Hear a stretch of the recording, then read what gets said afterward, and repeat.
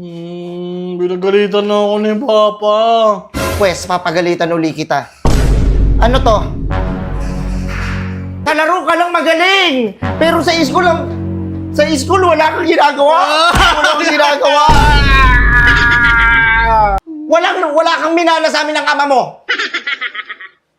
Valedictorian ako! Yung papa mo, suman cum laude! Kung Lodi, tagatinda lang daw siya ng suman nun, sabi ni Lola. Oh, kaya nga eh, baliwala na lang sa'yo porkit Pinoy ka? Yung Filipino subject na yan? Alam mo dati kung ano grade yun dito? 105, 108, 110. Ay, wala namang ganun eh, weh. Doon ang tahimik mo dito. Si ingay ka. Saling kita eh.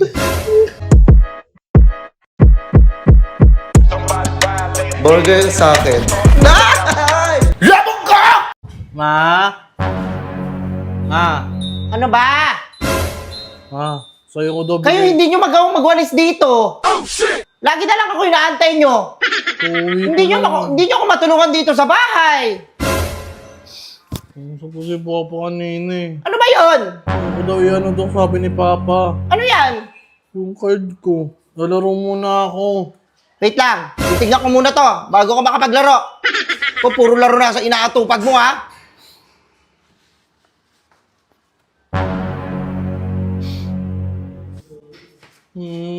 Binagalitan na ako ni Papa. Pwes, papagalitan uli kita. Ano to? Ano to? Ba't mga puro line of 7 ka? Binagalitan na ako ni Papa. Meron ako may mga 8 naman dyan na iba.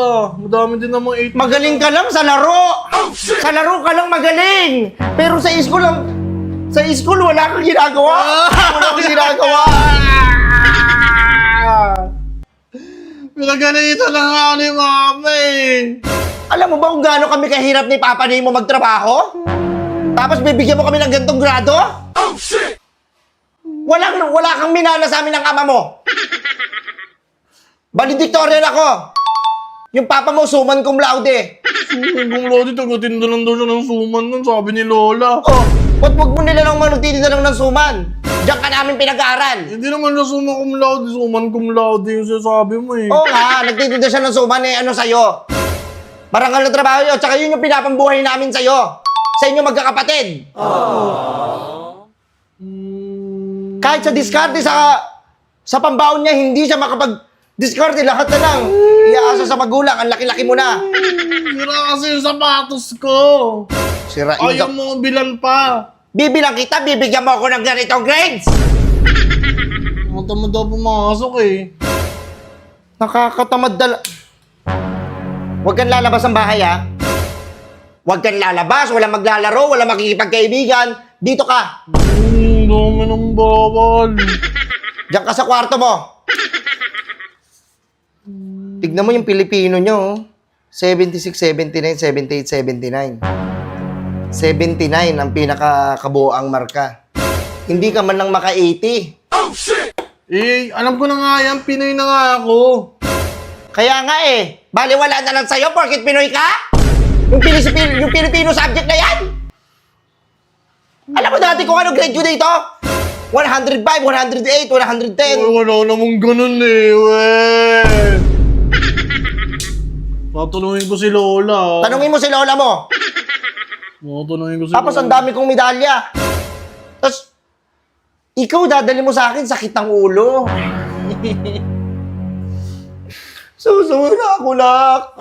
Hindi ko alam kung kanino ka nagmana.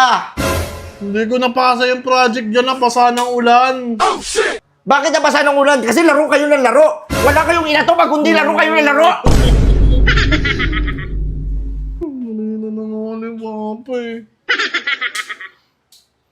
Pagod na ako sa'yo, Bon, ha? Pagod na ako magsabi-sabi sa'yo.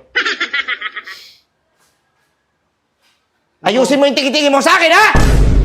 Kung na lang daw pumunta dun sa may school, sabi ni Papa, pinapunta kayo ng teacher ko. Sasampalin ko yung teacher mo. Ba't yung papapuntahin doon? Ang dami ginagawa dito sa bahay. Sige, papunta ako doon. Sa paglinisin mo dito, sa pagsayingin mo, paghugasin mo lahat. Ang katarantaduhan nyo na yan, ha? Ayaw din ni Papa pumunta. Sino pupunta doon? Yung ninong mo, papuntahin mo yung ninong mo doon. Ayoko dyan, wala akong time sa mga ganyan-ganyan. Kayo, gusto ko kayo, matuto kayong tumayo sa mga paa nyo. Yung hindi mo na kami kailangan. Di ba? Kahit ikaw lang mag-isa, may bitaw ka. Hindi puro laro kasi ang inaatupag. Puro laro, wala nang ginagawa. Agay. Agay. Tag mo, agay. Na-high blood ako sa'yo, Bon. Tapos yung values mo, ang tataas ang values. Ilan yung values mo dito? 86? 86. Ang galing, very good naman yung anak ko. Dumapa ka nga. Bakit? Ang taas na nga yan Pati na yung English ko mataas yan. Ayoko na ng Pilipino. Tapos may nakuha kang award. Papakitin ako dun sa stage. Most behave. Tahimik lang ako doon Anong pinakamatahimik ka ba sa buong mundo? Pakitin mo ako dun sa stage pag mayroon ko nang kuha ng award na first honor, second honor, hindi most behave. Doon ang tahimik mo dito. Si ingay ka. Nakalim kita Doon ka sa kwarto ba, hindi ka lalabas 1 buwan. Makita mo lang hinahanap mo. Nalaro muna kami doon. O sige, maglaro ka. Paglaruan natin to.